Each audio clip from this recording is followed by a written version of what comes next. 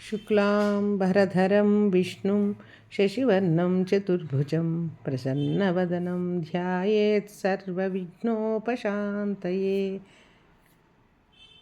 ज्ञानानन्दमयं देवं निर्मलस्फटिकाकृतिम् आधारं सर्वविद्यानां हयग्रीवमुपास्महे। शारदा शारदाम्भोज वदना वदनाम्बुजे सर्वदा सर्वदास्माकं सन्निधिः सन्निधिं क्रियात्। अखण्डमण्डलाकारं व्याप्तं येन चराचरं तत्पदं दर्शितं येन तस्मै श्रीगुरवे नमः। ఓం నమో నారాయణాయ. ఇదివరకు నేను ఒక ఆడియో చేశానండి విష్ణు సహస్రనామాలది. దాంట్లో పూర్వాంగం అంటే పూర్వపీఠిక, న్యాసం, ధ్యానం ఇవన్నిటికీ అర్థాలు చెప్తూ చేశాను. ఇప్పుడేమో మహామంత్రంతో చేద్దామని. ఇవి మహామంత్రం అంటే సహస్రనామాలు, ఇవి శ్లోక రూపంలో ఉన్నాయి. అయితే మనకి ఇవి విడిగా నామాలు కూడా ఉంటాయి. కథ అందరికీ ఎక్కువ ప్రాచుర్యంలోకి వచ్చింది ఈ శ్లోకాలు కాబట్టి ఈ సహస్రనామాలు శ్లోకాల రూపంలో ఉన్నదానికి అర్థం చెప్దామని నా ప్రయత్నము. అయితే ఇవి 108 శ్లోకాలు ఉంటాయి. అయితే ఈ 108 శ్లోకాలు కూడా అన్నీ కూడా ప్రతి అక్షరం కూడా బీజాక్షరం అండి. మనం చాలా ఉచ్చరించేటప్పుడు చాలా జాగ్రత్తగా ఉచ్చరించాలి. ఎటువంటి దీర్ఘాలు ఉన్న చోట దీర్ఘాలు, ఒత్తులు ఉన్న చోట ఒత్తులు, మహాప్రాణాక్షరాలు ఎక్కడున్నాయో అవన్నీ చూసుకుని జాగ్రత్తగా పలకాలండి. ఏమాత్రం తేడా వచ్చినా నెగిటివ్ రిజల్ట్స్ కూడా రావడానికి ఆస్కారం ఉంది. లేకపోతే చాలా శుభ ఫలితాలు వస్తాయి మంచిగా చదివితే. ఆ శ్రీమన్నారాయణుడి అనుగ్రహం ఎప్పుడూ ఉంటుంది. చాలామంది చాలా బాగా చదువుతున్నారు విష్ణు సహస్రనామాలు. ఇంకా ఎవరికైనా సరిగ్గా చదవడము ఒత్తులు అవి రాని వాళ్ళు ఉంటారు కాబట్టి వాళ్ళకని చెప్తున్నాను, అన్యదా భావించద్దండి. ఇంకా ఈ దీంట్లోకి వెళ్తే మొత్తం 108 శ్లోకాలు కదా, మనకి చాలా అర్థాలు ఉన్నాయి వీటిల్లో. ఒక్కొక్క నామానికే ఎన్నో అర్థాలు ఉన్నాయి. అయితే మనం అన్ని అర్థాలు చెప్పుకుంటూ వెళ్తే కొన్ని మర్చిపోతాము, తర్వాత మళ్ళీ గుర్తురాదు. కాకపోతే మనకి గుర్తుండేటట్టు ఉండే అంటే 1, 2 కొంచెం ఈ సులభంగా ఉండే అర్థాలు చూస్తే అవి పట్టుకున్నాం అనుకోండి, మనం చదివేటప్పుడు ఆ అర్థం మనకి గుర్తొస్తుంది. ఇప్పుడు విష్ణువు అన్నాం అనుకోండి, సర్వవ్యాపి. ఇలా మనకి చదువుతున్నప్పుడు విష్ణువు అని చదవగానే మనకి సర్వవ్యాపి అనే ఒక గుర్తు రావాలి. అదే చాలా అర్థాలు చదువుకుంటే మైండ్ అంతా గజిబిజి అయిపోతుంది మనకి. అందుకనే నేను విన్నది అక్కడ చదివింది అవన్నీ కూడా కొంచెం రంగరించి చెప్దామని నా చిన్న ప్రయత్నము.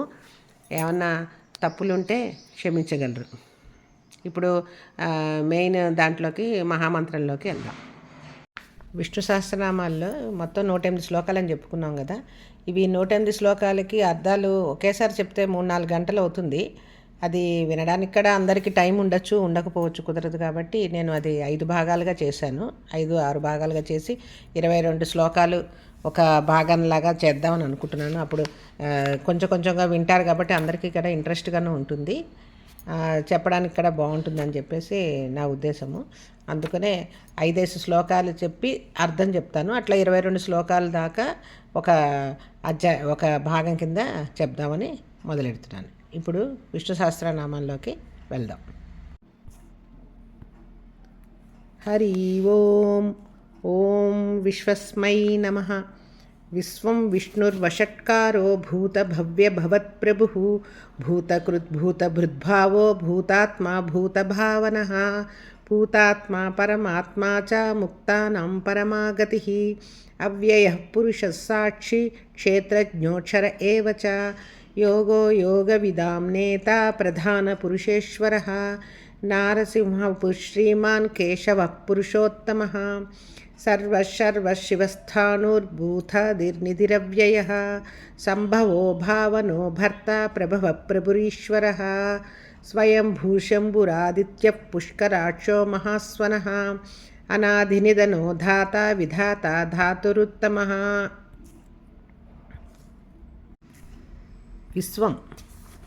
విశ్వం అంటే సర్వ సృష్టి ఆయనే, మొత్తం అంతా ఆయనే వ్యాపించి ఉన్నవాడు, సర్వం వ్యాపించి ఉన్నవాడు. అంటే మొత్తం సమస్త విశ్వాన్ని ఆయన తన కుక్షిలో అంటే తన కడుపులో దాచుకున్నవాడు. అందుకనే చూడండి, వామన అవతారంలో బలిచక్రవర్తిని 3 అడుగులు అడుగుతాడు వామనుడు. అతనికి అర్థం అవ్వలేదు. బలిచక్రవర్తికి, ఏంటి 3 అడుగులు అడుగుతున్నావు ఏంటయ్యా అంటే, సర్లే నువ్వు ఇవ్వు నాకు ముందర అడుగులు అని అంటే, ఆ 3 అడుగుల్లో 2 అడుగులు ఒకటి మొత్తం అంతా భూమి, ఒక అడుగేమో ఆకాశం పెట్టేసి మూడో అడుగు ఎక్కడ పెట్టాలో తెలియదంటే అప్పుడు ఆ బలిచక్రవర్తి నెత్తి మీద పెట్టమంటాడు, తల మీద. అట్లాగా మొత్తం ఆయన 2 పాదాలు 2 భూమండలాన్ని, ఆకాశాన్ని మొత్తం అంతా ఆక్యుపై చేసేసాడు ఆయన. అందుకనే అతన్ని ఆ విశ్వేశ్వరుడు అంటాడు, విశ్వమయుడు అంటారు, విశ్వధరుడు అని కూడా అంటారు. అందుకనే మొత్తం విశ్వమే విష్ణువే విశ్వం. విష్ణు అంటే మొత్తం అంతా వ్యాపించి ఉన్నవాడు, అన్ని లోకాలు వ్యాపించి ఉన్నవాడు. అందుకనే ఎక్కడ చూసినా ఆయనే ఉన్నాడు. అందుకనే చూడండి, ఇందుగలడందు లేడని సందేహం వలదు, చక్రి సర్వోపగతుండు, ఎందెందు వెదుగు చూసినా అందందే గలడు అని మనకి భక్త ప్రహ్లాదుడు ఎప్పుడో చెప్పాడు. ఎక్కడ చూసినా ఉన్నాడు విష్ణుమూర్తి. ఆయన సర్వం వ్యాపించి ఉన్నాడు. ఆయనే విష్ణువు. వషట్కార అంటే మన యజ్ఞాలు అవి చేసేటప్పుడు దేవుణ్ణి ఆ సంబంధించిన దేవతని పిలిచి కొన్ని మంత్రోచ్చారం చేసి వాళ్ళని పిలిచి చేసే ఆ క్రియాన్యాసాన్ని వషట్కారం అంటారు. అందుకనే యజ్ఞో వై విష్ణు అన్నారు. అంటే యజ్ఞము విష్ణు స్వరూపము, అంటే యజ్ఞాల్లో ఆహ్వానించబడే దేవుడు అనమాట. భూత భవ్య భవత్ ప్రభు అంటే భూతం అంటే గతం, భవ్యం అంటే భవిష్యత్తు, భవత్ అంటే వర్తమానం. ఈ మొత్తానికి 3 కాలాలకి అధిపతి ఆయనే. మొత్తం ఈ 3 కాలాలకి ఆయనే అతీతుడు, కాలానికి అతీతుడు ఈయన. వీటన్నిటికీ ప్రభు అన్నమాట ఆయనే.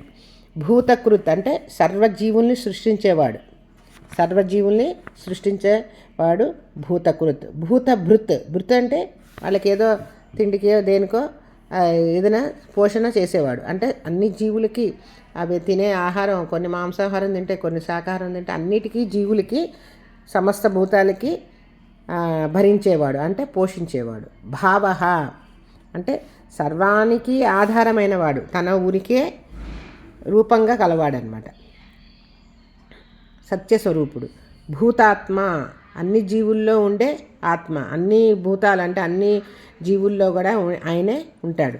భూత భావన అంటే సర్వజీవులను అభివృద్ధి పరిచేవాడు, అంటే పుట్టించేవాడు, పోషించేవాడు. అంటే భవము అంటే పుట్టడం, భావన అంటే పుట్టించడం, ఇవన్నీ కూడా ఈ చేసేవాడు పరమాత్ముడు. పూతాత్మ అంటే పవిత్రమైన ఆత్మ కలవాడు, చాలా పరమ పవిత్రమైన ఆత్మ కలవాడు. పరమాత్మ అంటే అంటే చాలా శ్రేష్టమైంది, పరమాత్మ చాలా శ్రేష్టమైంది. అంటే ఆత్మకు అతీతమైన వాడు అనమాట. సృష్టి స్థితి లయలకు లయకారుడు. ఈ పరమాత్మ ఏంటంటే భూత భవిష్యత్తు వర్తమాన కాలాలకి అన్నిటికీ కూడా ఈయన అధిపతి. అందుకనే ఈయన పరమాత్మ అంటే అత్యున్నతమైన ఆత్మ. ముక్తానాం పరమాగతి, ముక్తులైన వారికి పరమగమ్యం. అంటే ముక్తి పొందడానికి సిద్ధులు, ఋషులు వీళ్ళందరూ తపస్సులు చేసి ఎందుకోసం చేస్తారు? వాళ్ళందరూ ముక్తి పొంది ఆ చివర ఆయన ఆయన దగ్గర చేరడానికే కదా, ఆ మహానుభావుడు ఆ పరమాత్మ దగ్గర చేరడం కోసమే కదా ఇవన్నీ చేసేది వాళ్ళు. అందుకనే ఆ ముక్తి వాళ్ళకి సరైన దారి చూపించేవాడు, అందుకు వాళ్ళకి సరైన గమ్యానికి చేర్చేవాడు. అవ్యయ, వ్యయం అంటే క్షీణించడం, అవ్యయం అంటే క్షయం లేనివాడు, అంటే జరామరణాలు ఏమీ లేని వాడు. పురుష సర్వవ్యాపి చైతన్య స్వరూపుడు. పురము అంటే శరీరము, ఆ శరీరంలో శయనించేవాడు, నిద్రించేవాడు, ఉండేవాడు. సాక్షి అన్నిటికీ సాక్షిగా ఉండేవాడు. మొత్తం ఈ సృష్టి స్థితి లయలకు అన్నిటికీ కూడా సాక్షిభూతుడు అనమాట. ఆయన సహస్రాధిక నయనాలు ఆయనకి, అంటే సహస్రం అంటే 1000, కానీ సహస్రాధిక అంటే ఇంకా 1000 కంటే ఎక్కువ నేత్రాలు ఉన్నవాడు. అంటే ఆయన దృష్టికి అందరి దృశ్యం ఏమీ లేదనమాట, అన్నిటికీ ఆయన సాక్షిభూతంగా ఉంటాడు. క్షేత్రజ్ఞ శరీర రూపమైన క్షేత్రాన్ని తెలిసినవాడు.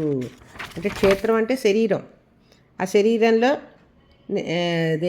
శరీరం నశించిన ఆ క్షేత్రజ్ఞుడు మాత్రం ఉండిపోతాడనమాట. అక్షర, క్షర అంటే నాశనం, నశించడం. అక్షర అంటే నాశనం లేనివాడు, అంటే ఇంకా అతనికి ఏమీ లేదు. మొత్తం అందరు ఎవరంతా కూడా నాశనం అయిపోయినా కానీ ఆయనకి మాత్రం నాశనం ఉండదు. ఆయన ఎప్పటికీ ఉంటాడు. యోగ అంటే యోగాలు, సర్వేంద్రియాలు మనసు అంతా నిగ్రహంగా ఉండి మన జీవాత్మ పరమాత్మ ఏకం చేయడం, ఇవన్నీ కూడా యోగం అనమాట. ఆ యోగా స్వరూపుడైన యోగ విధాన్ నేత. ఇలాంటి యోగాలు చేసే వాళ్ళందరికీ కూడా నేత అంటే ఆయన మార్గదర్శి, ఆయన లీడర్ అనమాట, నాయకుడు. యోగ విధాన్ నేత. ప్రధాన పురుషేశ్వర. ప్రధానం అంటే ఈ శబ్దానికి అర్థం అంటే ప్రకృతి లేక మాయ వస్తుంది. పురుషుడు అంటే చైతన్యం. ఇవి రెండింటినీ అంటే ప్రకృతి పురుషులకి అతీతమైన వాడు. అంటే ప్రకృతి మరియు పురుషులకి అధిపతి అనమాట, అతీతంగా ఉండే అధిపతి. నారసింహపు అంటే నరసింహస్వామి అవతారం. నర అంటే నరుడు, సింహం అంటే సింహం, వప్పు అంటే శరీరం. ఇది ఎందుకు ఈ అవతారం ఎత్తాడంటే సింహం దేనికి సంకేతం? హింసకి. నరుడు శాంతికి, జ్ఞానానికి. అంటే దుష్ట శిక్షణ, శిష్ట రక్షణ చేయడమే ధ్యేయంగా అవతారం ఆయన ఎత్తాడు. శ్రీమాన్ అంటే లక్ష్మీ సమేతుడు. శ్రీ అంటే లక్ష్మి, మాన్ అంటే భర్త. అంటే శ్రీ అంటే లక్ష్మే కాదు, ఐశ్వర్యం, శోభ, సంపద అన్నీ కూడా వస్తాయి. అందుకనే ఈ శ్రీహరి లక్ష్మీనారాయణుల స్వరూపం. వీళ్ళ సంపద అంటే ఏంటి? అందుకనే అంటారు చూడండి శ్రీ సూక్తంలో, హిరణ్యవర్ణం హరిణి సువర్ణ రజత స్రజామని. ఆయన సమస్త సృష్టి సంపదలో ప్రకృతి మొత్తం, పాడి పంటలు, జలము ఇవన్నిటికీ హేతువు అన్నమాట. అందుకనే వాళ్ళిద్దరూ లక్ష్మీ సమేతులు, ఇద్దరు కూడా శ్రీహరి లక్ష్మీనారాయణ స్వరూపాలే ఇవన్నీ. అందుకని శ్రీమాన్. కేశవ. కేశవ అంటే నామాల్లో వస్తుంది కదా, 24 నామాల్లో వస్తుంది కేశవనామాలు. అందులో ప్రథమంది అంటే సుందరమైన కేశాలు కూడా కలవాడు అని అర్థము. అంటే త్రిమూర్తులకి మూల స్వరూపుడు. అంతేకాకుండా శ్రీకృష్ణుడు కూడా కేశి అనే చిన్నప్పుడు రాక్షసుని సంహరించడం వల్ల కేశవ అని పేరు కూడా వచ్చింది విష్ణుమూర్తికి. పురుషోత్తమ అంటే పురుషులలో ఉత్తమమైన వాడు. మామూలు ఉత్తమత్వం కాదు, ఉత్కృష్టమైన ఉత్తముడు. అంటే క్షరపురుషుడు, అక్షర పురుషుడు, పురుషోత్తముడు అంటారు. అంటే అశాశ్వతమైన దేహాన్ని ధరించేవాడు. అందుకనే ఈయన పురుషోత్తముడు. సర్వ అంటే సర్వం అంటే ఆయనే, సమస్తం కూడా ఆయనే. శర్వ. ఈ శర్వ అంటే ఏంటి? సకల జీవులకి వాళ్ళ కాలానుగుణంగా హరింపజేసేవాడు. అంటే వాళ్ళని దయకారుడు, సంహారకర్త, రుద్రుడు అన్నీ వస్తాయి. ఇది కూడా వస్తుంది, దుఃఖాన్ని తొలగించేవాడు శర్వ. అది కూడా అర్థం వస్తుంది. శివ. శివుడు అంటే ఏంటి? శుభకరుడు, మంగళకరుడు. చాలా అర్థాలు ఉన్నాయి దానికి. క్షేమము, మోక్షం ఇలాంటి చాలా అర్థాలు శివ పదానికి ఉన్నాయి. అందుకనే శివాయ విష్ణురూపాయ శివరూపాయ విష్ణవే అన్నారు. అంటే శివకేశులు ఇద్దరూ ఒకటే. అందుకనే శివుడు ధ్యానంలో ఉన్నప్పుడు విష్ణుమూర్తిని ధ్యానం చేస్తాడట, విష్ణుమూర్తి ధ్యానంలో శివుని ధ్యానం చేస్తారు. అంటే వాళ్ళిద్దరూ వేరే వేరే కాదు. అంటే చాలా మంగళకరుడు. స్థాణువు అంటే స్థాణువుగా ఉండిపోయారంట చూడు, స్థిరంగా ఉండిపోయేవాడు. స్థాణువు అంటే చలనరహితంగా ఉండేవాడు. భూతాది అంటే భూతాలు అంటే సర్వభూతాలు, అంటే సర్వప్రాణులకి ఆది మొదలు ఆయనే. ఆయనతోటే మొత్తం సర్వభూతాలు కారణమయ్యాయి అన్నమాట. అన్ని పంచభూతాలు, చతుర్ముఖ బ్రహ్మను కూడా ఆయన ముందర సృష్టించాడు. అందుకనే భూతాది. నిధిరవ్యయ అంటే నిధి అంటే సంపద, రవ్య అవ్యయ అంటే ఈ తరగనిది, అంత తరగని ఖజానా అనమాట. ఆయన దగ్గర అంత సంపద ఉంది. అలాగూ లక్ష్మీదేవి ఆయన వక్షస్థలం మీద ఆయన దగ్గరే ఉంటుంది.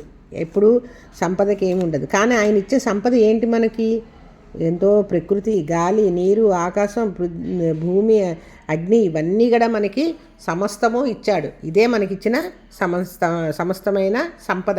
అంటే ఇంకా క్షయం అనేది ఉండదన్నమాట, అక్షయంగా ఉంటుంది. సంభవ అంటే తనంతట తానే సంభవించేవాడు, తనంతట తానే ఉత్పన్నమయ్యేవాడు అనమాట.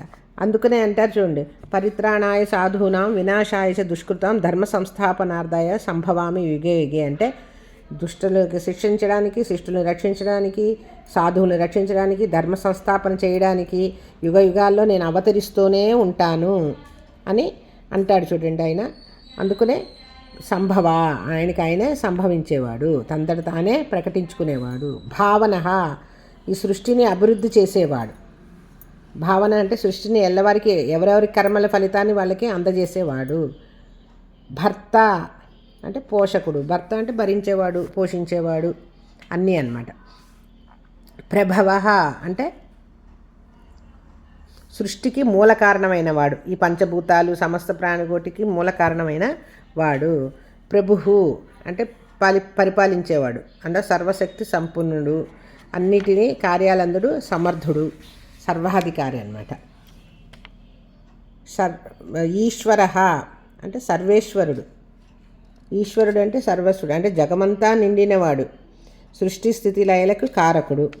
స్వయంభూ స్వయంగా ఆయనతట ఆయనే పుట్టినవాడు, అంటే ఎవరి వల్ల కాకుండా ఆయనకాయనే పుట్టినవాడు, ఆయనకాయనే ఉద్భవించినవాడు.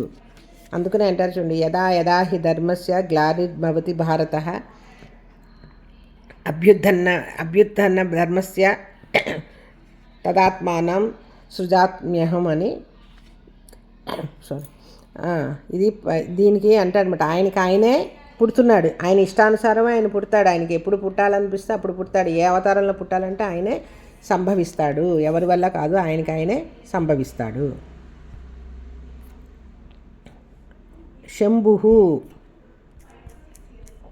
శంభు అంటే శం అంటే సుఖం, సుఖాన్ని శాంతిని అందరికీ భక్తులకు ఇచ్చేవాడు. శంభు అంటే ఆనందాన్ని ఇచ్చేవాడు, శాంతిని కలిగించేవాడు. ఆదిత్య అంటే ఆదిత్య కుమారుడు, లేదా సూర్యనారాయణ మూర్తి అంటే లోకాలకి వెలుగును ప్రసాదించేవాడు. మనకి 12 సూర్యులు ఉన్నారు, ఆదిత్యులు ఉన్నారు, ఈ ద్వాదశాదిత్యులు అంటారు. వీళ్ళు 12 నెలలని వాళ్ళకి అధిపతులు అన్నమాట. అలాగా ఆదిత్యుడు. పుష్కరాక్ష, పుష్కరం అంటే తామరపువ్వు, కమలం వంటి నేత్రాలు కలవాడు, అంటే విశాలమైన నల్లని నేత్రాలు కలవాడు. మరి ఆయనకి కళ్ళు ముఖ్యం కదండి, మొత్తం అంతా ప్రపంచాన్ని భూమండలాన్ని అందరినీ చూడాలి కదా. అందుకనే సర్వేంద్రియాణం నయనం ప్రధానం అన్నారు. అంతంత పెద్ద పెద్ద కళ్ళు ఉంటేనే కదా ఆయన అన్నీ చూసుకునేది. అందుకని ఆయనకి నల్లటి విశాలమైన కన్నులు కలవాడు. మహాస్వనః, మహా అంటే గొప్పది, స్వన అంటే నాదం. ఆయన ఉచ్ఛ్వాస నిశ్వాస, ఆయన ఊపిరి వదిలి తీస్తుంటేనే అందులోంచి బ్రహ్మాండమైన వేదఘోష వినిపిస్తుందిట. అందుకనే ఆయన ప్రణవం వినిపిస్తుంది, ప్రణవనాదం వినిపిస్తుంది, వేదఘోష వినిపిస్తుంది. అందుకని వేదస్వరూపుడు. అనాది నిధన, ఆది అంతము లేనివాడు, అంటే ఆద్యంతరహితుడు, అంటే శిథిలం లేదు, మృత్యువు లేదు, జన్మం లేదు, ఏమీ లేదు. ఆయన అనాది నిధన. ధాత అంటే సృష్టికర్త, మొత్తం సృష్టికర్త, అన్నిటిని భరించేవాడు, మోసేవాడు, అన్నీ కూడా వస్తాయి. విధాత అంటే విధాలను ఏర్పరిచేవాడు, అంటే ఇది ఇట్లా జరగాలి, ఈ పని ఇలా చేయాలి, ఈ నక్షత్రాలు గ్రహాలు ఇవన్నీ కాలగమనం ఇవన్నీ కూడా ఎట్లాగా నడపాలి, ఎట్లా నడవాలని ఆ విధానాలన్నీ కూడా ఏర్పరిచేవాడు. ధాతురుత్తమ అంటే సర్వకారణాలకు కారకుడు. ఈ ధాతువులన్నిటికీ కూడా, ఈ పంచభూతాలు ఇవన్నిటికీ కూడా మూలధాతులు, వీటన్నిటికీ హెడ్ అనమాట. వీటన్నిటికీ కారణమైన వాడు, మూలమైన వాడు అనమాట. మనకి సప్తధాతువులు ఉంటాయి శరీరంలో. ఏంటవి? రక్తం, మాంసం, మేధో, అస్థి, మజ్జ, త్వక్, శుక్ర, సప్తధాతువులు ఉంటాయి. ఇవన్నీ శిథిలమైపోయినా ఆయన వాటికి అధిపతిగా ఉండేవాడు. అప్రమేయ అంచనా వేయలేనివాడు, అంటే ఎవరి చేత కూడా ఇలా ఉంటాడు, ఇలా ఉంటుంది అలాగానే మనం అంచనా వేయలేమన్నమాట ఆయన్ని. అలాంటి అప్రమేయుడు.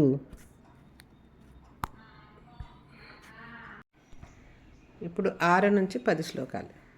అప్రమేయో హృషీకేశ పద్మనాభో మరప్రభు విశ్వకర్మ మనుస్వస్థస్థవిష్ఠస్థవిరో ధ్రువః ఆగ్రహ శాశ్వత కృష్ణో లోహితాక్ష ప్రతర్థన ప్రభూతస్త్రికకుబ్ధామా పవిత్రం మంగళం పరం ఈశాన ప్రాణద ప్రాణో జ్యేష్ఠశ్రేష్ఠ ప్రజాపతి హిరణ్యగర్భో భూగర్భో మాధవో మధుసూదన ఈశ్వరో విక్రమీ ధన్వీ మేధావీ విక్రమక్రమ అనుత్తమో దురాదర్శ కృతజ్ఞాకృతిరాత్మవాన్ సురేశ శరణం శర్మ విశ్వరేధ ప్రజాభవ అహ సంవత్సరో వ్యాల ప్రత్యయ సర్వదర్శన.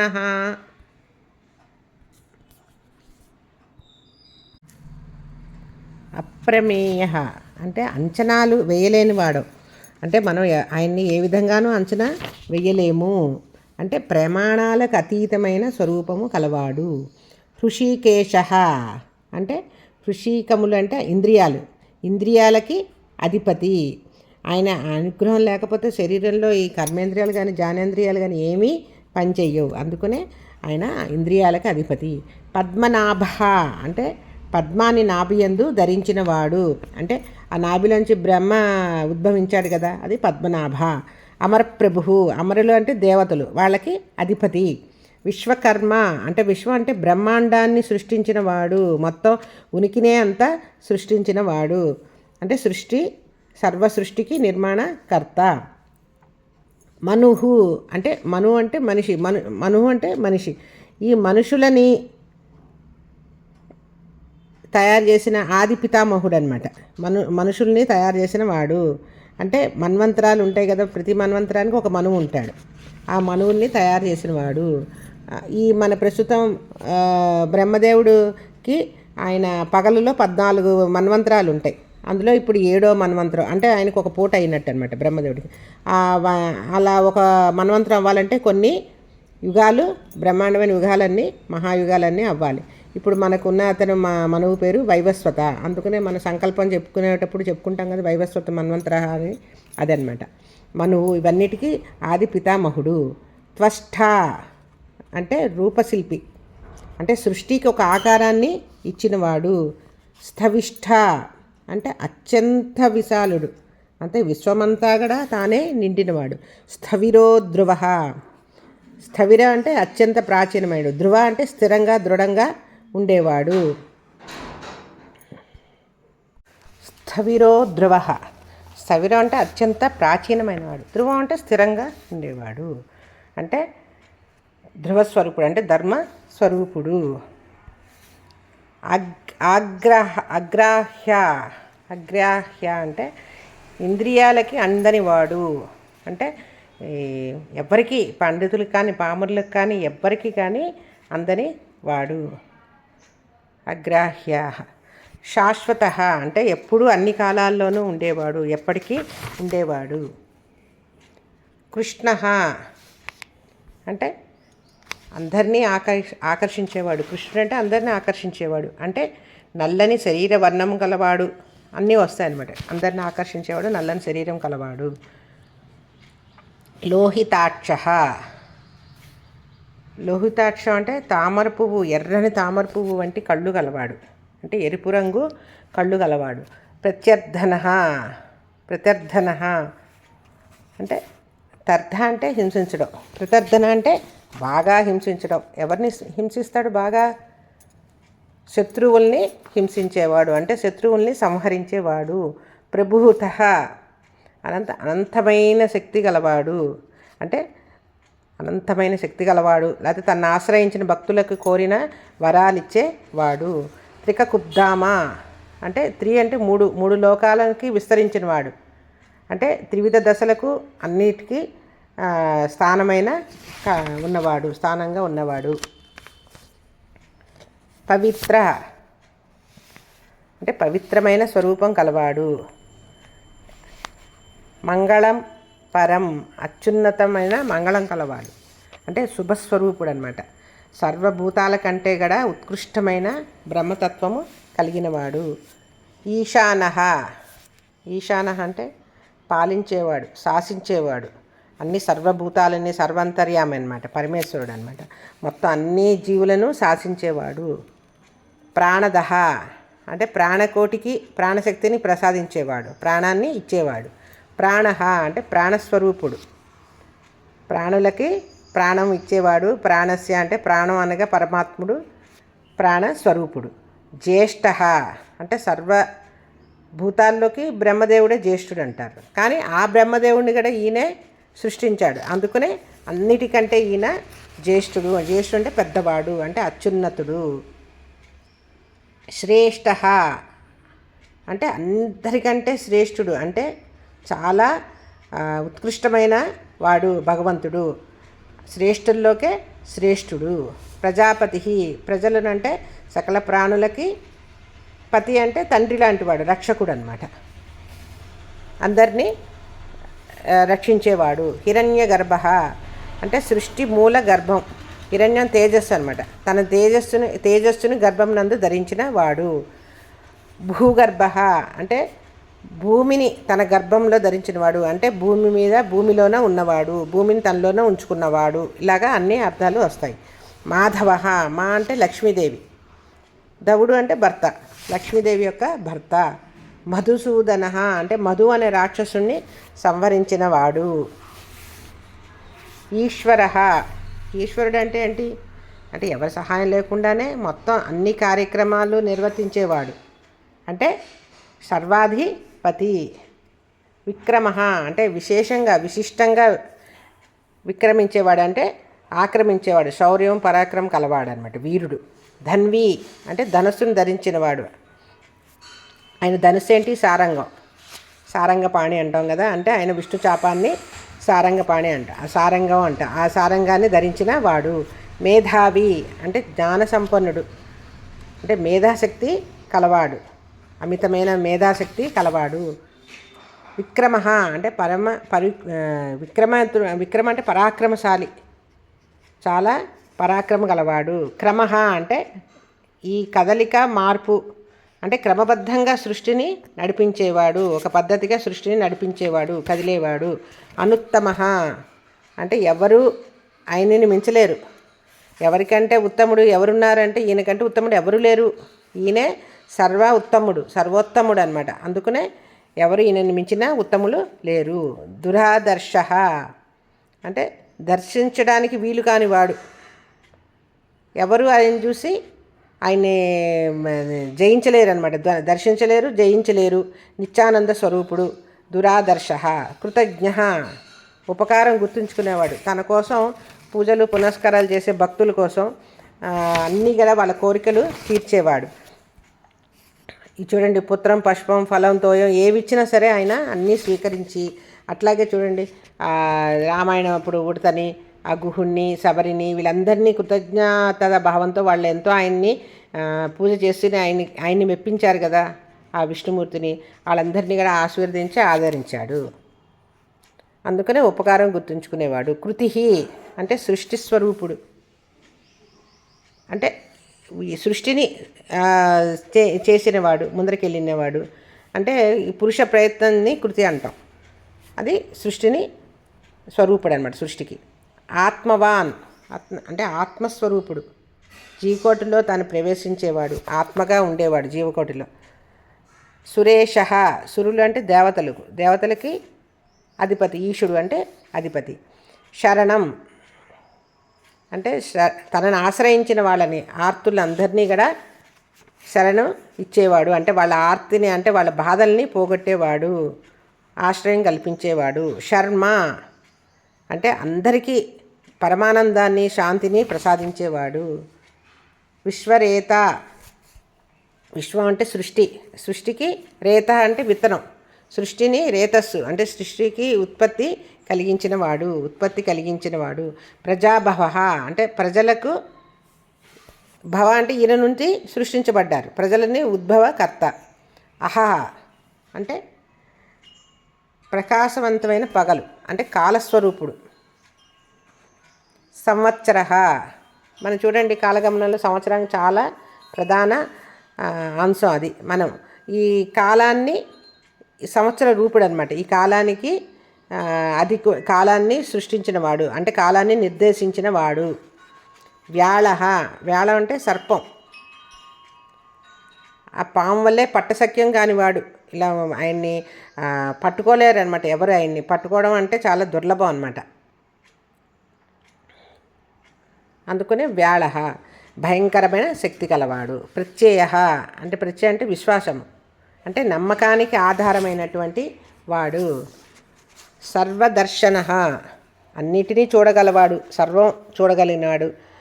ఇదేంటి ఆయనకి అన్ని సహస్ర నేత్రాలు ఉన్నాయి, సహస్ర బాహువులు ఉన్నాయి, అన్నీ చూడగలడు, సర్వాన్ని కూడా దర్శించగలడు. అజహ అంటే పుట్టుక లేనివాడు, అంటే జన్మ రహితుడు, జన్మ లేదు ఆయనకి, ఇక ముందు పుట్టబోడు, ఇదివరకు పుట్టలేదు, ఇప్పుడు ముందు పుట్టబోడు. సర్వేశ్వర అంటే సర్వాధిపతి. సర్వేశ్వర ఇతరు అంటే మొత్తం సర్వేశ్వరుడు అంటే త్రిమూర్తులందరికీ కూడా కలిపి ఆయన మొత్తం అంతా కలిపి ఉన్నవాడు. విశ్వాన్నంతా విశ్వాన్నంతా నిర్దేశించి మొత్తం అంతా ఈశ్వరతత్వం చేసేవాడు. సర్వాధిపతి. సిద్ధ అంటే సంపూర్ణుడు, అంటే అన్ని రకాల కోరికలు, అంటే స్వయంగా పరిపూర్ణుడు, అన్ని రకాల కోరికలు తీరినవాడు. సిద్ధి అంటే సిద్ధి స్వరూపుడు, అంటే సిద్ధి అంటే నశించని శాశ్వత స్వరూపుడు అనమాట. సర్వాది అంటే సర్వానికి ఆది, అంటే సర్వభూతాలకి ఆది కారణం అనమాట. ఈయనే మొదలు. అచ్యుత అంటే ఎప్పటికీ తప్పిపోనివాడు, అంటే పతనము లేని వాడు. వృషాకపి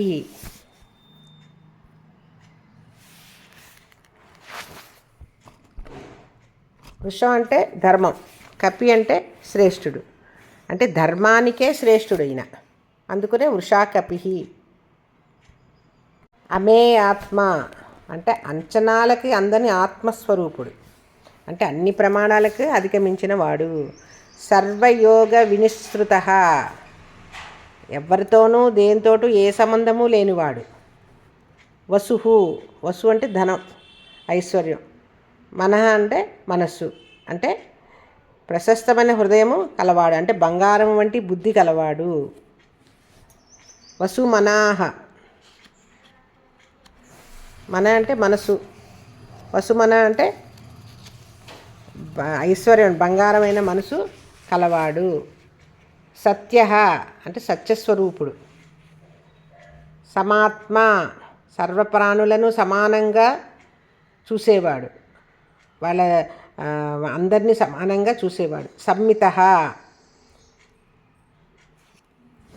అంటే భక్తాధీనులచే భగవానుడు సంమిత అని కీర్తించబడతాడనమాట.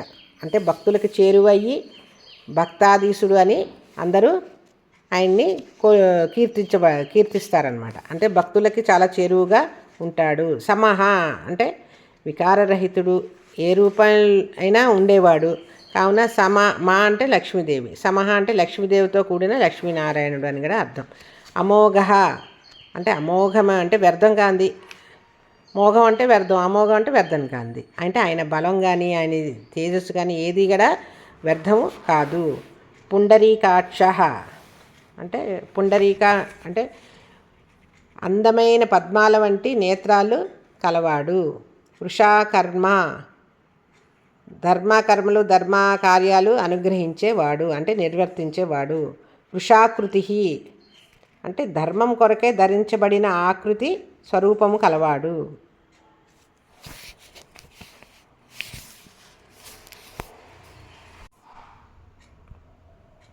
ఇందాక అర్థాలు దాంట్లో అండి 11, 12 కవర్ అయినాయి, అందుకునే శ్లోకాలు చదువుతుంది.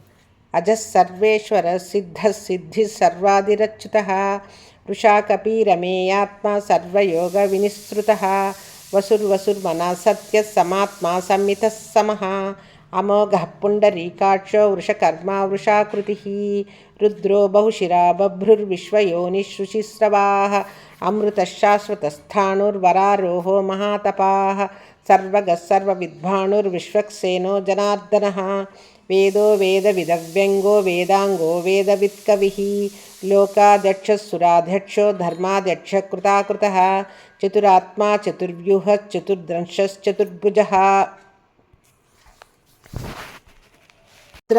రుద్ర అంటే అపరాధుల్ని శిక్షించేవాడు అనమాట.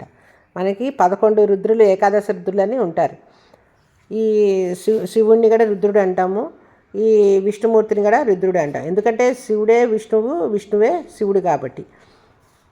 ఈ 11 రుద్రులు, ఏకాదశ రుద్రులు అజుడు, ఏకపాదుడు, అహర్బుద్ధ్యుడు, త్వష్ట, రుద్రుడు, హరుడు, శంభువు, త్రయంబకుడు, అపరాజితుడు, ఈశానుడు, త్రిభువనుడు అని ఈ 11 రుద్రులు ఉంటారు. రుద్ర అంటే అపరాధులను శిక్షించేవాడు. 11 రుద్రులు చెప్పుకున్నాం కదా ఉన్నారని. అయితే ఇప్పుడు బహుశిరా అంటే చాలా అనేకమైన శిరస్సులు కలవాడు. బభ్రుహు అంటే లోకాలను తన శక్తితోటి భరించేవాడు, అంటే పోషించేవాడు. విశ్వయోని, విశ్వాన్ని అంతా తను సృష్టించినవాడు, తన వల్లనే కర్తగాను శక్తిగాను యుక్తిగాను విశ్వాన్ని సృష్టించినవాడు. శుచిశ్రవాహ అంటే శుభగుణాలు కలిగి ఎటువంటి శ్రావ్యమైన నామాలు కలిగిన వాడో అటువాడే శుచిశ్రవాహ. అమృత అంటే మృతం లేనివాడు, అమృతుడు అంటే నాశనము లేనివాడు. అందుకనే విష్ణు సహస్రనామంలో వస్తుంది చూడండి, అమృతం శూద్భవో బీజం అమృతం శూద్భవో భానురతి బీజం అని. అంటే ఆయనకి మరణము లేదు, నాశనము లేదు. శాశ్వత స్థాణు అంటే శాశ్వతంగా ఉండేవాడు, స్థిరంగా ఉండేవాడు. వరారోహ, వర అంటే శ్రేష్టమైంది, ఆరోహం అంటే ఎక్కువ ఎక్కడం. ఈ శ్రేష్టంగా ఎక్కడం ఏమిటి అంటే ఆయన పరమపదానికి తీసుకెళ్ళేవాడు అనమాట, పరమపదాల్లో ఉండేవాడు. అందుకని ఋషులు మనం కానీ భాగవతులు కానీ భాగవతోత్తములు కానీ మునులు కానీ ఎవరైనా ఎప్పుడు జాస్తి చేసేది అయింది ఆయన పరమపదానికి చేరడం కోసం ఆయన దగ్గరికి. మహాతపాహ అంటే గొప్ప తపస్వి ఆయన. స్వామిట నరనారాయణగా అంశలతోటి వేలాది సంవత్సరాలు తపస్సు చేసి మహాతప అని కీర్తించబడ్డాడు. సర్వగా అంటే అంతా గమనించేవాడు, సర్వవ్యాపి, అన్ని చోట్ల ఆయనే ఉంటాడు, అన్నీ చూస్తూనే ఉంటాడు. సర్వవిద్భాను అంటే సర్వము తెలిసినవాడు, అంటే భాను అంటే ప్రకాశించేవాడు, సర్వము తెలిసి అంతా ప్రకాశించేవాడు, అంతర్యామిగా ఉండేవాడు. విశ్వక్సేన అంటే శత్రుసేనలను సమూల్యంగా నాశనం చేయించేవాడు. సేనాపతి, రాజు, అన్ని దిశలకు సేనలు కలవాడు, ఇవన్నీ కూడా వస్తాయి. విశ్వక్సేన. జనార్దన అంటే దుష్టులను శిక్షించేవాడు, హింసించేవాడు. వేద, వేద అంటే వేదస్వరూపుడైన ఆ శ్రీమన్నారాయణుడు. వేదవిత్ అంటే వేదాలను వేదార్థాలను కూడా వాస్తవ రూపంలో తెలిసినవాడు, వేదవిత్ అని కీర్తించబడతాడు. అవ్యంగ అంటే వ్యంగ అంటే సాకారుడు, అవ్యంగ అంటే ఆకారరహితుడు, అంటే ఆయనకి ఎటువంటి ఆకారము లేదు. వేదాంగ అంటే వేదాంగాలు అంటే ఎవరి అంగాలన్నీ వేదాలుగా ఉన్నాయో ఆయనే వేదాంగుడు, అన్ని అవయాలు ఆయనకి వేదాలుగా ఉన్నాయి. వేదవిత్ అంటే వేదార్థాలను విచారణ చేసేవాడు. కవి అంటే కవి, కావ్యం తెలుసు కదా, వేద మంత్రాలు ఇవన్నీ కూడా తెలిసినవాడు, చెప్పినవాడు, దర్శించినవాడు ఈయన. వేదాలన్నీ తెలిసినవాడు కవి. లోకాధ్యక్ష అంటే లోకాలను పరిపాలించిన వాడు, పరిపాలకుడు, లోకాలన్నీ కూడా పరిపాలించేవాడు. సురాధ్యక్ష, సురులంటే దేవతలు, ఆ దేవతలందరికీ కూడా అధ్యక్షుడు అన్నాడు. ధర్మాధ్యక్ష అంటే ధర్మాలనన్నీ రక్షించేవాడు, ధర్మ అధ్యక్షుడు అనమాట ధర్మాలకి. అందుకనే ఆయన ధర్మాలని బాగా విస్తృతి చేసి నైవేద్యత ఉండేవాడు, అందుకనే ధర్మాన్ని రక్షించేవాడు. కృతాకృత, కృతం అంటే చేయబడింది, అకృతం అంటే చేయబడింది, అంటే వ్యక్తావ్యక్త స్వరూపం కలవాడు ఈయనే భగవంతుడు. ఈ భగవానుడు శ్రీ విష్ణుమూర్తి కృతాకృతుడు అనమాట. అంటే ఒకటి చూడండి, ఒక దీపం ఉంటుంది, ఆ దీపానికి వెలుగేంటి? కార్యం అంట, పని, వెలుగు. మనకి అయితే దాంట్లో కారణం ఏంటి? ఆ వెలుగు రావడానికి దాంట్లో అది ఒక ప్రమిద ఉంటుంది, ఆ ప్రమిదలో ఏదో రెండు ఒత్తులు వేస్తాము, కొంచెం నూనె పోస్తాము, వెలిగిస్తాము. ఇవన్నీ మనకేమీ కనిపించవు, ఇవన్నీ అవ్యక్తం అనమాట. మనకి కనిపించేది ఏంటి? వెలుగు మాత్రమే మనకి తెలుస్తుంది. అయితే ఈ వ్యక్తావ్యక్త కారణాలు అంటే చేయబడింది ఇవన్నిటికి కూడా కారణభూతుడైన వాడు ఆ భగవంతుడు. చతురాత్మ అంటే అన్ని సృష్టి స్థితి లయల్లో 4 మూర్తులుగా ఉన్నాడట. ఏంటి? చతుర్ముఖమూర్తి స్వరూపం 4, ప్రాణికోటి ఆత్మస్వరూపుడిగా ఉండేవాడు. అలాగే 4 వేదాలు కర్తగా ఉన్నాడు, ఋగ్వేదం, యజుర్వేదం, సామవేదం, అధర్వణుడు. 4 అవస్థల్లో జీవుల్లో చైతన్యం చేస్తాడు. 4 దిక్కులు 4 విదిక్కులుగా ఉన్నవాడు, 4 శబ్దాలుగా ఉన్నవాడు. సృష్టి స్థితికి కారణమైన విశ్వేశుడు. 4 వర్ణాలను సృష్టించినవాడు, బ్రాహ్మణ, క్షత్రియ, వైశ్య, శూద్ర. అలాగే 4 యుగాలు కృత, త్రేత, ద్వాపర, కలియుగాలు సృష్టించినవాడు. చతుర్విధ పురుషార్థాలు సృష్టించినవాడు, ధర్మార్థ కామమోక్షాలు. చతురాశ్రమాలకి స్వరూపుడు, బ్రహ్మచర్యం, గృహస్థు, వానప్రస్థం, సన్యాసాశ్రమం ఇవన్నీ కూడా చేసినవాడు. అందుకని ఆయన చతురాత్మ. చతుర్వ్యూహ అంటే 4 విధమైన వ్యూహాలు అంటే ప్లాన్లు వేసినవాడు. చతుర్దంష్ట అంటే 4 కోరలు కలవాడు. చతుర్భుజ అంటే 4 భుజాలు కలవాడు. ఆయన భుజాలకి ఏముంటాయి? శంఖం, చక్రం, గద, పద్మం ఉంటాయి అన్నమాట ఆయన 4 భుజాలకి, 4 చేతులకి. భ్రాజిష్ణు అంటే భ్రాజం అంటే ప్రకాశము, అంటే ప్రకాశం, స్వప్రకాశమైన ఆయనకే ఆయన స్వప్రకాశుడు అనమాట. భోజనం అంటే నోటితో తిననట్టు ఆహార పదార్థాలే కాకుండా జ్ఞానేంద్రియాలతో స్వీకరించే శబ్దస్పర్శ రూప రసగంధాదుల ద్వారా కూడా అనుభవం చేసే ఆయన భోజనం అంటారు. ఆయన భోక్త అంటే భుజించువాడు, ఆ భోజనాలు నా సుఖదుఖాలను తానే స్వయంగా అనుభవించేవాడు. సహిష్ణు సహనము కలవాడు విష్ణువు. జగదాది అంటే జగత్తుకి పూర్వమే ఉన్నవాడు, ఆది ముందరే ఉండేవాడు, జగత్తుకి ముందరే ఆయన ఉండేవాడు. అనగహ అంటే ఏ దోషాలు లేని పాపరహితుడు ఆయన. అనఘడు అంటే ఏ దోషాలు లేనివాడు. విజయ అన్నిట్లోనూ విజయం సాధించినవాడు, అంటే ప్రపంచాన్నే జయించినవాడు పరమాత్ముడు. జేత అంటే నిరంతరము జయశీలుడు అనమాట. పరమాత్మ చేత అని కీర్తించబడతాడనమాట. అంటే ఎప్పుడు శౌర్య పరాక్రమంతో ఎప్పుడు గెలుపుగానే విజయుడిగానే ఉంటాడనమాట. విశ్వయోని అంటే విష్ణువు నుంచి విశ్వం అంతా ఉద్భవించింది, అందుకని విశ్వయోని.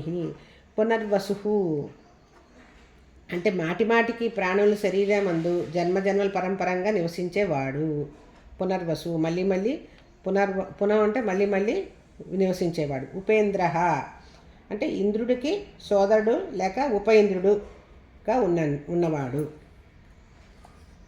వామన అంటే వామన అవతారం తెలుసు కదా, అంటే వివిధ విధాలుగా వెలిగే జ్ఞానామృత స్వరూపుడు అని కూడా అర్థం వామనుడు అంటే.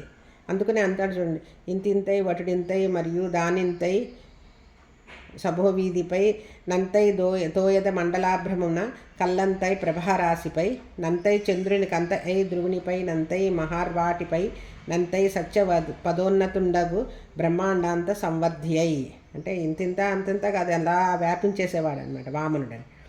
ప్రాంశు అంటే వ్యాపించినవాడు, అంటే బాగా పెరిగినవాడే, అంటే ఈ వామనుడే అలా పెరిగాడనమాట. అమోఘ అంటే అమోఘములు అనూహ్యములు, అమోఘమైంది అంటాం కదా అది. శుచి అంటే పవిత్రత, పరమ మంగళకరం, చాలా పవిత్రంగా ఉండేది.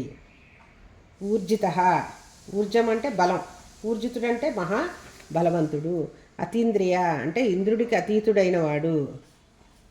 సంగ్రహ అంటే అన్నిటినీ ఒక చోట చేర్చుట, అంటే ప్రళయకాలంలో సర్వజీవకోటిని జడ ప్రపంచాన్ని సంగ్రహించి తనలో అన్నీ ఒక చోట చేర్చేవాడు. సంగ్రహ అంటే అన్నీ సంగ్రహించి తనలోకి ప్రతి సంహారం చేసుకునేవాడు.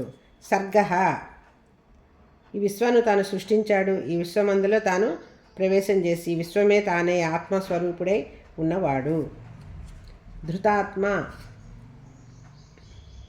శాశ్వతుడు, పరిణామరహితుడు, అంటే ఈ జనన మరణాలు కానీ షడ్గుణ వికారరహితుడు, వికారాలు కానీ ఏమీ లేవు ఆయనకి. ఆయన సర్వ ప్రాణికోటిని సృష్టించాడు, అందులో ఆయన ఆత్మస్వరూపుడై ఉన్నాడు. అయితే తన ఆత్మస్వరూపంగా జీవులందు స్థాపించి ఉన్నవాడు ధృతాత్మ. నియమ అంటే జీవులను వాళ్ళ యోగ్యానుసారం వాళ్ళకి పదవులు అధికారాలు అన్నీ ఇచ్చినవాడు. యమః అంటే క్రమశిక్షణ అని, అసలు యమః అంటే క్రమశిక్షణ అని అర్థం. ఈ సమస్త ప్రకృతి శక్తులను తన వశం చేసుకుని అన్నిటినీ ఒక క్రమశిక్షణగా చేసినవాడు. వేద్య అంటే వేదాలన్నీ తెలియబడినవాడు. ఇతను తెలుసుకుంటే మాత్రమే అజ్ఞానాన్ని దాటుతాం. ఈయన తెలుసుకుంటేనే ఈ విష్ణుమూర్తిని నారాయణుని యొక్క ఆయన్ని తెలుసుకోవడమే మన అజ్ఞానాన్ని దాటగలము. వైద్య అంటే అన్ని భయంకరమైన భవరోగాలను, మానసిక శారీరక రోగాలన్నిటిని కూడా పోగొట్టేవాడు. సదాయోగి అంటే ఎప్పుడు ఆనంద స్వరూపుడు, పరబ్రహ్మ. వీర దుష్టులను శిష్టులను రక్షించడానికి ధర్మ సంస్థాపనకు స్వామి అవతరించాడు కదా, అందుకనే వీర అంటే చాలా వీరుడు అనమాట. దుష్టులందరినీ సంహరించేవాడు. మాధవ మా అంటే లక్ష్మీదేవి, మాయ అన్నీ కూడా వస్తాయి. ధవ అంటే భర్త, ఈ లక్ష్మీదేవి భర్త. మధు అంటే తేనె, అంటే భక్తులకందరికీ ఎంతో ఆనందాన్ని ఇస్తాడు. వాళ్ళ కోరికలన్నీ తీరుస్తాడు కాబట్టి తేనె అని ఆయన్ని కీర్తిస్తున్నాం మనం. అతీంద్రియ అంటే ఇంద్రియాలన్నిటిక్కడ అతీ అతీతుడు. మహామాయ అంటే గొప్ప మాయాశక్తి కలవాడు. మహోత్సాహ అంటే పెళ్ళుబికే ఉత్సాహంతో ఉండేవాడు. ఈ సృష్టి స్థితి లయలు ఇవన్నీ చేయాలంటే ఎంత ఉత్సాహం ఉండాలి. మనం కూడా ఏదైనా ఉత్సాహంగా చేస్తున్నాం చూడండి, ఏదైనా పని చేస్తుంటే ఇంట్రెస్ట్ ఉంటే ఎంతో ఉత్సాహంగా చేస్తాం. అదే దాని మీద ఇంట్రెస్ట్ లేదనుకోండి, చిన్న పని చేయాలన్నా విసుగ్గా ఉంటుంది. కానీ ఆయనకి ఎప్పుడు అట్లా ఉండదు. ఆయన ఎప్పుడు కూడా ఉత్సాహంతో ఉరకలేస్తూ మొత్తం ఈ సృష్టి కార్యాలు అన్నీ కూడా చేస్తూ ఉంటాడు అన్నమాట. సృష్టించడం, స్థితి లయలు ఇవన్నిటి కూడా ఇచ్ఛాశక్తి, క్రియాశక్తి, జ్ఞానశక్తి ఇవన్నీ కూడా చాలా ఉత్సాహంగా చేసేవాడు. మహాబల మహాబల అంటే చాలా బలవంతుడు. మహాబుద్ధి గొప్ప జ్ఞానస్వరూపుడు. మహావీర్య సంపన్నుడు. అంటే మహాపరాక్రమవంతుడు. మహాశక్తి స్వరూపుడు. ద్యుతి అంటే తేజస్సు, అమితమైన తేజస్సు కలవాడు. అనిర్దేశవపు అంటే నిర్దిష్టమైనది కాంది అంటే శరీరము. వపు అంటే శరీరము అనగా ఒక శరీరం, ఒక స్వరూపం, ఆకారాలు ఏమీ లేవు ఆయనకి. నిర్దిష్టమైన ఆకారం లేదు ఆయనకి. శ్రీమాన్ అంటే ఈశ్వరతత్వం అంటే స్థితి. శ్రీతత్వం అంటే లక్ష్మీదేవి కూడా వస్తుంది. శ్రీమాన్ అంటే లక్ష్మీపతి అని కూడా అంటారు. అమేయాత్మ అంటే మన అవగాహనకి అందడు మనం ఇట్లా అలా ఊహించుకోవడానికి మనకి అందడు అనమాట. మహాద్రిదృక్ మహాన్ అంటే ఆద్రి అంటే పర్వతము. అంటే మహాన్ అంటే మహాన్ అంటే ఆద్రి అంటే పర్వతము. దృశ్య అనగా ధరించినవాడు. అప్పుడు కృష్ణుడు చూడండి, గోపికలు పెద్ద వాన వచ్చేసి తుఫాన్ లాగా వచ్చేసి రాళ్ళ వర్షం కురుస్తుంటే అప్పుడు గోవర్ధనగిరి చిటికెన వేలి మీద ఎత్తేసాడా లేదా కృష్ణుడు. అంటే అలాంటి పెద్ద పర్వతాన్ని ధరించినవాడు అంటే ఎత్తినవాడు. ఎవరు? ఆ విష్ణుమూర్తి, ఆ కృష్ణుడు.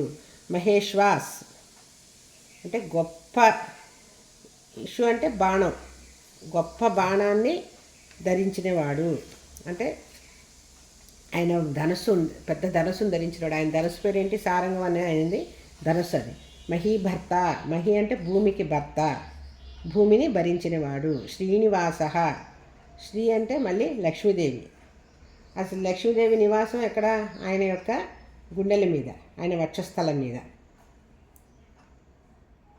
అందుకనే శ్రేయకాంతాయ కళ్యాణ నిధయేర్థినాం శ్రీ వెంకట నివాసాయ శ్రీనివాసాయ మంగళం అని వస్తుంది చూడండి. ఆ శ్రీనివాసుడు నివాసం అన్నమాట. అది సతాంగతి అంటే సత్పురుషులను వాళ్ళందరికీ కూడా ఆ శరణాగతికి ఆయన వాళ్ళందరికీ కూడా ఒక మార్గం చూపించేవాడు. అనిరుద్ధ తాను సంకల్పించిన కార్యాలన్నీ నిర్విఘ్నంగా విజయవంతంగా చేసేవాడు. సురానంద. సురులంటే దేవతలను ఆనందపరిచేవాడు. గోవింద అంటే గోవింద అంటే చాలా, ఈ గో అన్న పదానికి చాలా అర్థాలు ఉంటాయండి. కిరణాలు వస్తుంది, వాక్కు, భూమి, ఇంద్రియాలు, గోవులు అన్నీ కూడా వస్తాయి. అంటే భూమి, మహీపతి ఇవన్నిటిని కూడా ప్రతిష్ఠించి సుస్థిరపరిచినవాడు. గోవిదాంపతి అంటే గోవిదాంపతి అంటే వేద పండితులు వేదాలను ధ్వనించి శృతులు అని పేరుగాంచే వేదవేత్తల ప్రభువుకు గోవిదాంపతి అంటారు. గో అంటే పంచప్రాణాలు ఇవన్నిటిని కూడా రక్షించినవాడు, ఇవన్నిటికీ నాంది పలికినవాడు. మరీచి అనగా తేజస్సు.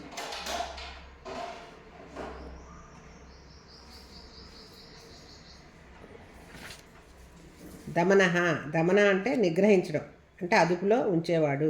హంస నేనే, అతడు అని అర్థం. నేనే ఆ బ్రహ్మము. హంస అంటే ఏంటి? ప్రాణం కూడా వస్తుంది. అహం బ్రహ్మాస్మి అంటాను చూడండి, మహావాక్యమే దీని పరమార్థం అనమాట. హంస బ్రహ్మ చైతన్యమే, మన అంతర్యామి రూపంలో నిక్షిప్తమైన బ్రహ్మ చైతన్యమే హంస. సుపర్ణ అంటే సుందరమైన పర్ణములు గలవాడు. పర్ణం అంటే రెక్కలు. భుజగోత్తమ అంటే భుజంగములలో శ్రేష్ఠుడు, అంటే పాములలో శ్రేష్ఠుడు, వాసుకి ఆయన అనమాట. హిరణ్యనాభ. హిరణ్యం అంటే బంగారం వల్లే శుభకరమైన వాడు, హిరణ్యమైన నాభి కలవాడు, నాభ అంటే నాభి కలవాడు అంటే బొడ్డు గలవాడు, సుతప అంటే చక్కటి తపం ఆచరించేవాడు, పద్మనాభ పద్మాను నాభియందు కలవాడు, ప్రజాపతి ప్రజలను పరిపాలించేవాడు, అమృత్యు అంటే మరణం కానీ నాశనము కానీ లేనివాడు, సర్వదృక్ అంటే మొత్తం అన్ని దిక్కులు అంటే సూర్యుడు చంద్రుడు ఇవన్నీ చేయని సదా సాక్షిభూతుడు అంటే అన్ని పనులను చేసేవాళ్ళని అన్నీ కూడా వీక్షించేవాడు, పరీక్షించేవాడు, సింహ అంటే సింహానికి ఏంటి గుణం? హింసించున్నది, హింసించు స్వభావం గలవాడు. అయితే ఎవరిని హింసిస్తాడు? దుష్టులని హింసించేవాడు. సంధాత అంటే జీవులకు వాళ్ళ కర్మఫలాలతో అనుసంధానం చేసేవాడు. సంధిమాన్ అంటే ఈ జీవుల్లో ఉన్న జ్ఞానేంద్రియం కానీ కర్మేంద్రియాలు మానసిక శారీరక వృత్తి వ్యాపారాలు అన్నిటినీ కూడా సంపూర్ణంగా వాడు. సదా స్థిర అంటే సదా ఏకస్వరూపుడు అంటే ఎల్లప్పుడూ ఒకటే రూపంలో ఉండువాడు అనగా మార్పులు లేనివాడు, అవికారుడు, పరిణామ రహితుడు. అజ అంటే పుట్టుక లేనివాడు అంటే జనన మరణాలు లేవు ఆయనకి, శాశ్వతుడు. దుర్మర్శన అంటే రాక్షసులను దుష్టులను వాళ్ళెవరూ కూడా ఆయన ఎదిరింపలేరనమాట, ఎదిరింప సఖ్యం కానీ వాడు అజేయుడు. శాస్త అంటే శాసించేవాడు, మొత్తం అందరినీ శాసించేవాడు. విశ్రుతాత్మ వి అంటే విశేషంగా, శృతాత్మ అంటే సత్యం, అనంతం ఇలాంటివి చాలా వస్తాయి. అంటే ఎప్పుడు మొత్తం అన్ని విశేషాలు అర్చించబడినవాడు విశ్వాత్మ, విశ్రుతాత్మ. సురారిహ సురులు అనగా దేవతలు, దేవతలకు శత్రువులు ఎవరు? రాక్షసులు, వాళ్ళని హింసించేవాడు. గురువు గు అంటే అజ్ఞానాంధకారాన్ని, రు అంటే తొలగించేవాడు, జ్యోతిస్వరూపుడు.